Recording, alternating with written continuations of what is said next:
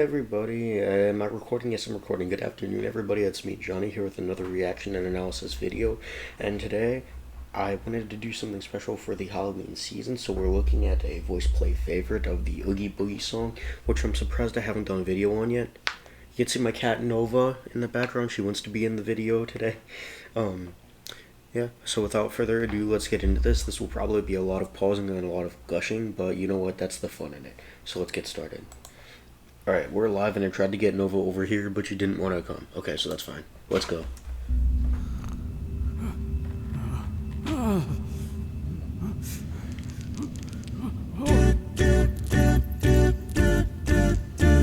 Well, what have we here?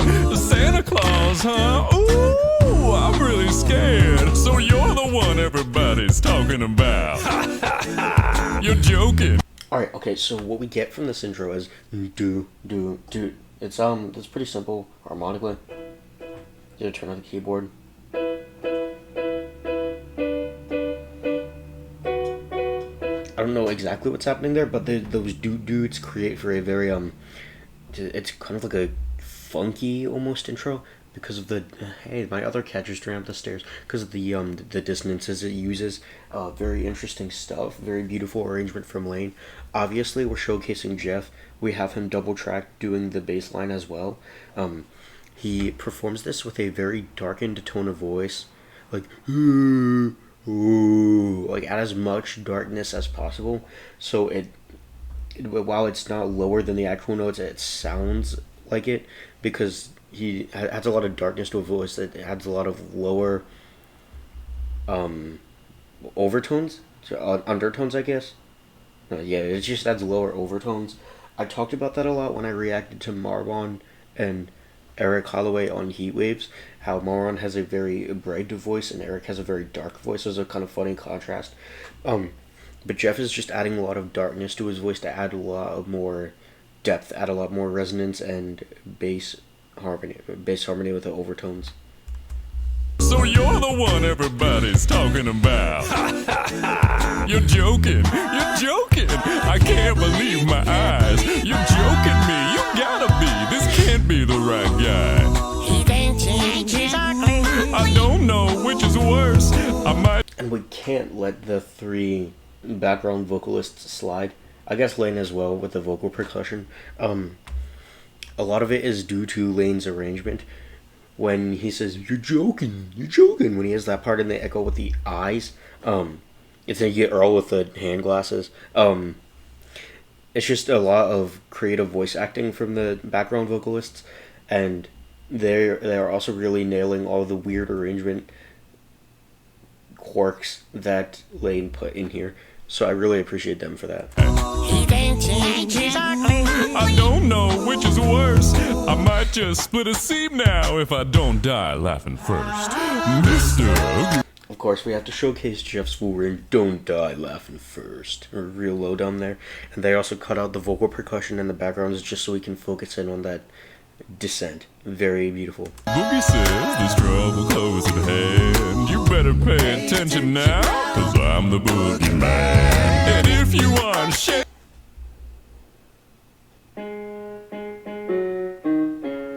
I'm the Boogie Man. It's a bit low. It's a D flat. There's something very wrong, cause this may. And shout out to the arrangement from Lane with the polyrhythm there. And you better pay attention now, cause I'm the Boogie Man. And if you aren't shaking, there's something very wrong. So we feel the song in 4, 1, 2, 3, 4. But what Lane did there with the backgrounds is he had a measure of 6. So while we had the beat going 1, 2, 3, 4, we had the backgrounds going do. They hit at the same time. It ends up lining up because because the numbers jive well together relatively. But you can get into all sorts of crazy polyrhythms. That's the term for it, where you have two different, I guess, tempos at once. That's not really the proper way to put it, but that's what my morning brain is coming up with. And if you aren't shaking, there's something very wrong, cause this may be the last time you hear the Boogie song.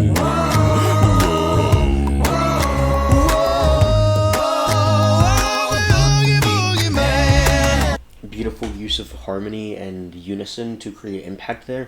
We have Geoff start. Whoa, whoa, and when he does that the first time, the background vocalists echo in unison. Also, by the way, I did not notice that. That is the DSE ray. Learning something new. Okay, well, and then when he does it, when he does that repetition the second time in the higher octave, we want more power, so we have them all split into very high harmonies up there.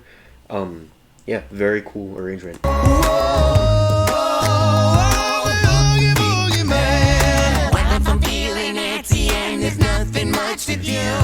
might just cook a special batch of steak and spider stew. And don't you know the one thing that would make it work so nice? A roly-poly Santa Claus. To add a little spice. Yes, beautiful voice acting from everybody. Also that cute little bass riff.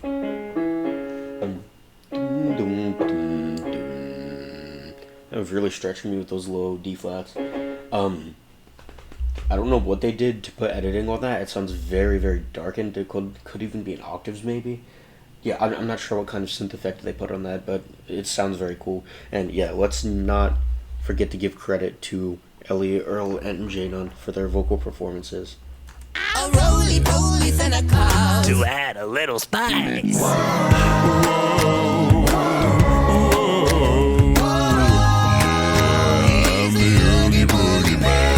Release me now, or you must. Okay, so what I really love about that whole section is the whoa that Geoff does that I was talking about before, where the voice actors, the background vocalists echo it. This time they take the lead for it and Geoff echoes them.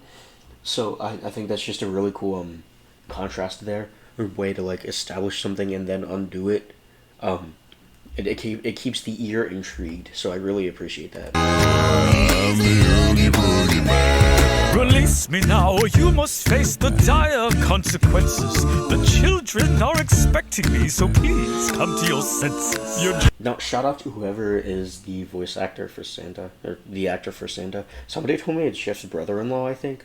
Correct me if I'm wrong on that, because I really want to know. Either way, very nice acting, keeping the kind of professional tone you would expect to hear from Santa, as well as the rhythmic speaking kind of idea. Very, very nicely done. The children are expecting me, so please come to your senses. You're joking, I can't believe my ears. Okay. Well, first of all, at some point we changed keys, I think. Or how did we end up in E minor? Anyway, we get an E1 growl.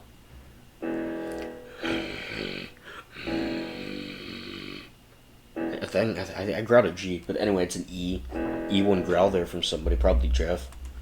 You're joking, I can't believe my ears. When someone shut this up. That one sounded like a lip buzz. Drowning in my tears. Also, just shouting out that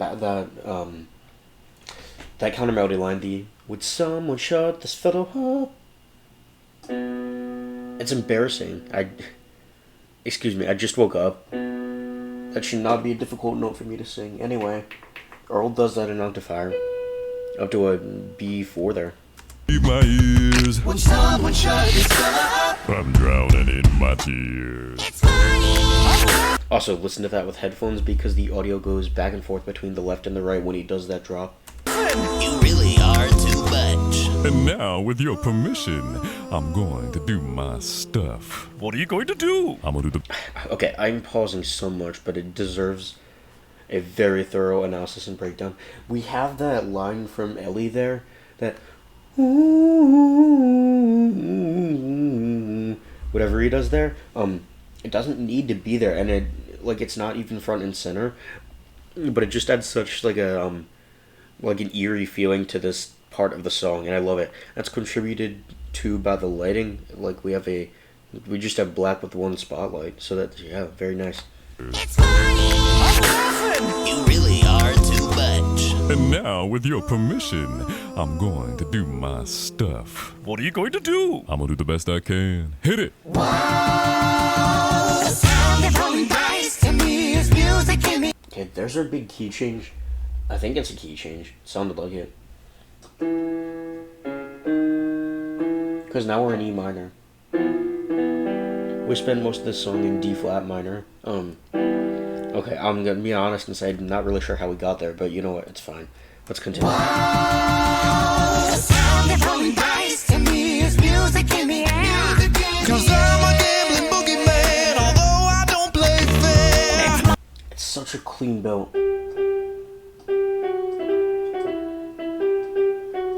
Up to a high G from Geoff. It's ridiculous. Much more fun, I must confess. With lives on the line. Not mine, of course, but yours, oh boy. Now that'll be just fine. Release.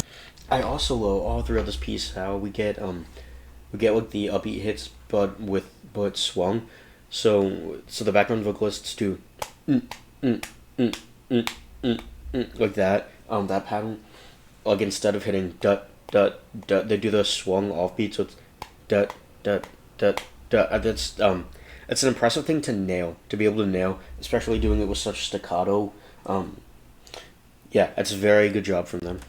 Not mine, of course, but yours, oh boy. Now that'll be just fine. Release me faster, you will have to answer for this heinous act. Oh, brother, you're something. You.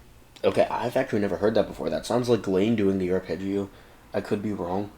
Could be Ellie or Jay. Let me listen to that again. You will have to answer for this heinous act. Oh, brother, you're something. You put me in a spin. Yeah, I'm gonna guess it's Lane because they dropped the vocal percussion for it. This is a really impressive arpeggio from Lane. That'll be just fine. Release me faster, you will have to answer for this heinous act. Oh, brother, you're something. You put me in a spin. You are comprehending the position that you're in. It's hopeless. Is that Ellie making the really low noise? It's not really low. It sounds like it could be modulated. Anyway, it's real commitment to the character voice from Earl. Respect. Are comprehending the position that you're in. It's hopeless. You're finished. You haven't got it right. I also love the tone that Jay puts on his voice for "You're finished." Like he adds a lot of bassiness to it. It sounds very lovely. It's hopeless. You're finished. You haven't got it right. 'Cause I'm Mr. Oogie Boogie, and you ain't going nowhere.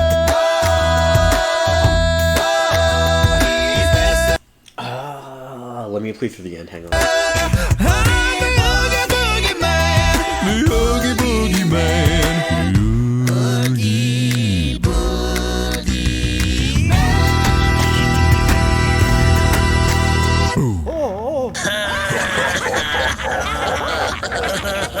Oh, it's so good. Let me unpack this just a little bit. You haven't got it right. 'Cause I'm Mr. Oogie Boogie, and you ain't going nowhere. So we have that scene right before with the red light on Geoff to establish that the focus is on him for this scene, and then he goes all completely into this high belt with the high E.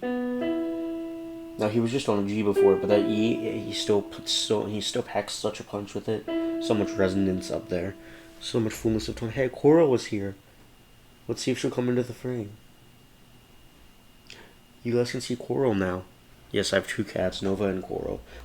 Yes, very, very strong high E from Geoff here, and we have the Dies Irae theme again from the three background vocalists, and they're all like really high as we singing very high as we have this moment of biggest impact. So really appreciate that for the arrangement. And you ain't going nowhere.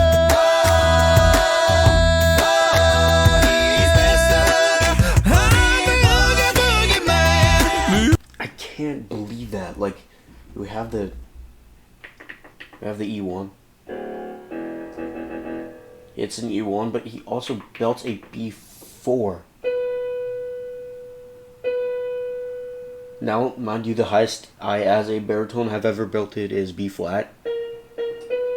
I had fun waving through a window session when I remodeled my living room, but It's a high B. It's almost up to tenor high C. And it's freaking ridiculous that he, as the low bass he is, can belt like that. The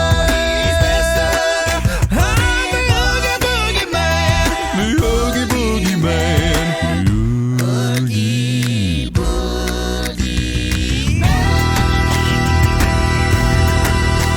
Oh. Yes. Here, let me.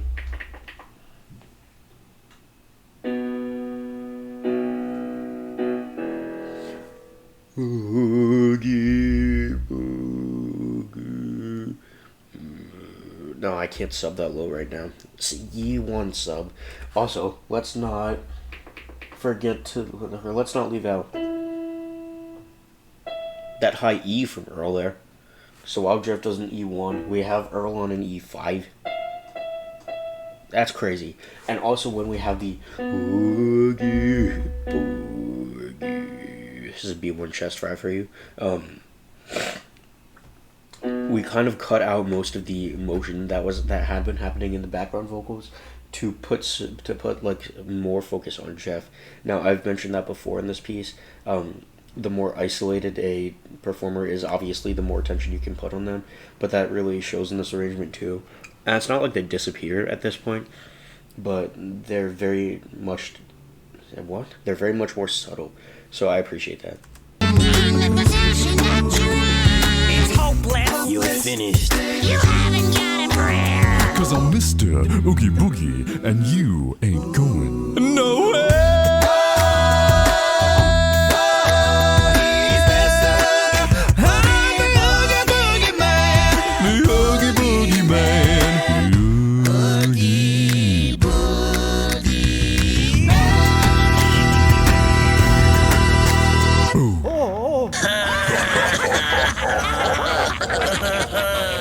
There's a reason this was as big of a hit as it was. It is so much fun. Like, I just can't get enough of this one. It's in the same vein as Hoist the Colors and If I Were a Rich Man. Might be top 3 then. Because it's one that I can just listen to over and over again. And I think it's just such an amazing arrangement from VoicePlay. A very amazing performance from Geoff in the lead and from everybody else doing the backgrounds. Could not possibly be better. But you know what, that's all I have for this video. I don't want to gush too much because that tends to add like 30 seconds to the end of my video. So with that, I will see you in the next one. I hope you have a wonderful day, and bye bye.